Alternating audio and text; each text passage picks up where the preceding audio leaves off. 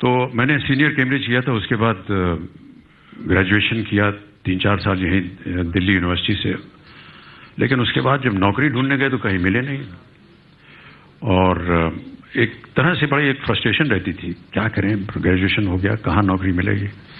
तो हम लोग साथीगण सब बैठ करके यहीं दिल्ली के कॉफी हाउस में बैठ करके कोसते थे, यार ग्रेजुएशन हो गया, कहीं नौकरी नहीं मिल रही, क्या किया जाए।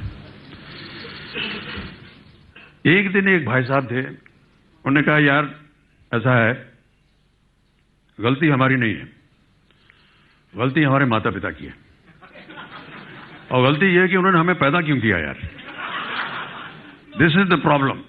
पैदा किया इस वजह से आज हम लोग। मुझे लगा कि ये बहुत सही बात बोल रहा है, और जिंदगी में पहली बार और आखिरी बार बाबूजी के सामने में गया। कभी भी उनके सामने मैंने ऊंचे स्वर में बात नहीं की। मैंने कहा आज मुझे पता चल गया है कि वजह क्या है इन सब बातों की, आपने मुझे पैदा क्यों किया था। बाबूजी शांत रहे, कुछ बोले नहीं, और हम विलिंगडन क्रेसेंट में, जो कि अब उसका नाम शायद बदल गया है, मदर टेरेसा क्रेसेंट हो गया है, 3 मूर्ति के बगल में मकान था, वहां वो सुबह सुबह 4 बजे घूमने जाया करते थे। पीछे डिप्लोमेटिक एनक्लेव है, अब तो बहुत सारी एम्बेसीज बन गई वहां पर, पहले जंगल बियाबान होता था वहां।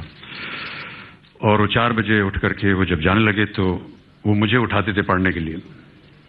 तो एक कागज छोड़ गए बिस्तर पर, और मैं जब उठा तो मैंने देखा कि उन्होंने एक छोटी सी कविता लिख करके, जो रात को मैंने उनसे कहा था, उसके उत्तर में उन्होंने ये कविता लिखी। उन्होंने लिखा कि ये कविता है कि जिंदगी और जमाने की कश्मकश से घबराकर मेरे बेटे मुझसे पूछते हैं कि हमें पैदा क्यों किया था। जिंदगी और जमाने की कश्मकश से घबराकर मेरे बेटे मुझसे पूछते हैं कि हमें पैदा क्यों किया था, और मेरे पास इसके सिवा कोई जवाब नहीं है कि मेरे बाप ने भी मुझसे बिना पूछे मुझे क्यों पैदा किया था। और मेरे पास इसके सिवा कोई जवाब नहीं कि मेरे बाप ने भी मुझसे बिना पूछे मुझे क्यों पैदा किया था, और मेरे बाप को उनके बाप ने बिना पूछे उन्हें, और उनके बाबा को बिना पूछे उनके बाप ने उन्हें। जिंदगी और जमाने की कश्मकश पहले भी थी, आज भी है, शायद ज्यादा, कल भी होगी शायद और ज्यादा।